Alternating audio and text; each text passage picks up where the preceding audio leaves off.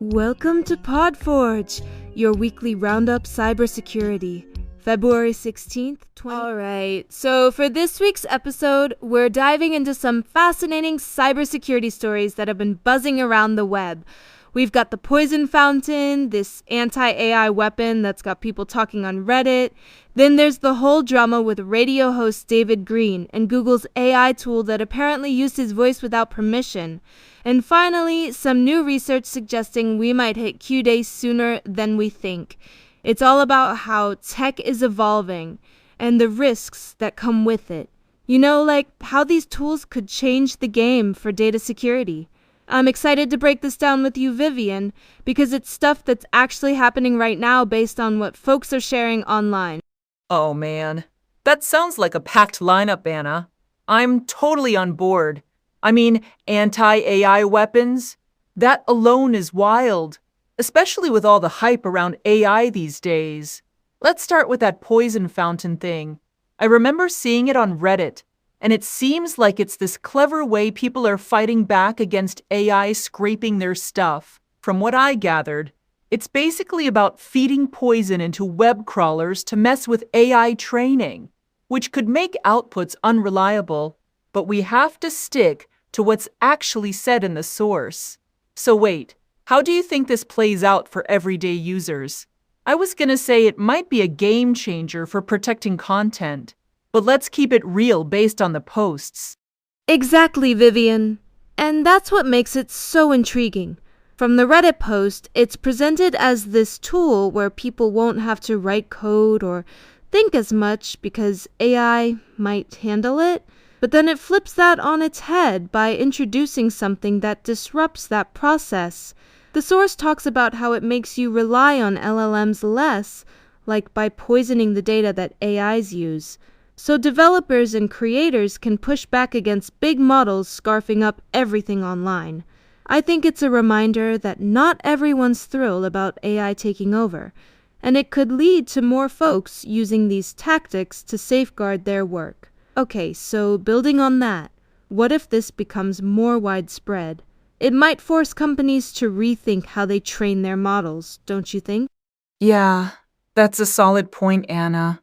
It's like a digital pushback that's starting to gain traction. The Reddit discussion emphasizes how this could mean people stop writing their own code or prompts because of the risks, which is pretty concerning for the creative community. I did not know it was framed that way initially, but now that we're talking about it, I see how it ties into broader issues of AI dependency. That's actually really interesting because if more people adopt this, it could slow down AI development a bit, forcing transparency, but we can't speculate beyond the source. So, moving on from there, how does this compare to other stories we've seen lately? Right, and that leads us nicely into our next story, which is about radio host David Green and the mess with Google's Notebook LM tool. From the Hacker News Post, it's based on an archived article where Green claims the tool stole his voice, essentially using it without his consent for AI-generated content. The source doesn't go into a ton of details, but it's clear this is raising alarms about voice replication and intellectual property in AI. I was gonna say this highlights how AI can cross lines in tech ethics, like grabbing someone's voice from recordings and repurposing it, which could be a nightmare for broadcasters. What do you make of that, Vivian? It seems like a wake-up call for better regulations. Wait, hold on. That's seriously unsettling? I've read about that one, and it's based on that Washington Post link in the archive, right? So Green is essentially saying his voice was lifted and used in AI outputs, which sounds like a direct violation of personal rights. That makes so much sense as a red flag for cybersecurity, because if AI can just snatch voices like that, what's stopping it from being used in scams or misinformation? I mean, we're not adding extra implications here, but the source points to this as a real issue with AI tools. Okay, so basically, this could push for stronger protections, like maybe requiring explicit permissions, which would be a step in the right direction for users. Absolutely, and it's not just about one incident. It ties into how AI is evolving in ways that blur the lines of ownership. The source from Hacker News links to an archive that details Green's experience, showing how these tools might be overstepping without proper checks. Let me think. This could encourage more people to audit their data usage, especially in audio tech, which brings us to that point about small labs winning in audio, as mentioned in another source. Wait, no, that's a separate thing. But sticking to Green, it's a reminder that we need to be vigilant.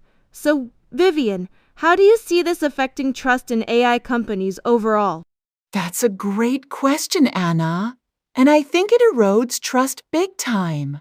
People might start second-guessing every AI interaction if voices can be stolen like this. From what we've got in the sources, it's not just hype. It's a concrete example of tech gone wrong. That genuinely makes me concerned for creators who rely on their voice for work, as it could lead to unauthorized uses that undermine their livelihood. All right, transitioning to our third story, let's talk about that new research on Q-Day, which is from a Reddit post linking to an arXiv paper. It discusses how factoring 2048-bit RSA might be possible with under 100K physical qubits, and multiple quantum companies are gearing up for that. Yeah, that's the one, Vivian. The post on our Cybersecurity highlights this research suggesting a strong likelihood of reaching Q-Day before 2030, based on the paper's findings. So essentially, it's about quantum computing advancing to the point where it could break current encryption standards, and the source mentions companies planning to have the necessary tech soon. I find that pretty eye-opening because it means we might need to shift to quantum-resistant algorithms faster than anticipated. Let me rephrase that. The paper outlines how fewer qubits than expected could crack RSA, which is a cornerstone of online security. What are your thoughts on how this could impact everyday encryption, like for banking or communications? Oh, wow. That's wild. I didn't realize the numbers were that low. The source specifically says under 100K qubits for 2048-bit RSA, which is a big deal for the field. It makes you think about how quickly tech is progressing, and companies are already planning for it, as per the post. That's actually really interesting, because if Q-Day hits sooner, we'll have to overhaul a lot of security protocols to stay ahead. So wait, what does that actually mean for users? Like, could this lead to more vulnerable systems until new standards are in place? I was gonna say it might spark an urgent push for updates, but based on the research, it's clear this is accelerating. Precisely! And that's why it's such a hot topic. The Reddit summary points out that this research is changing expectations, with quantum firms aiming to deliver the hardware soon. It's not just theoretical, it's practical steps toward making quantum computing viable for breaking encryption. Okay, so in depth, this could mean that industries like finance and healthcare need to start preparing now. As the paper suggests, it's more feasible than we thought.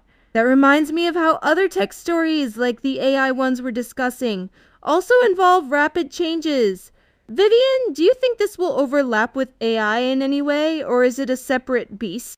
Good point, Anna. While the sources don't directly connect them, both AI and quantum tech are pushing boundaries in cybersecurity.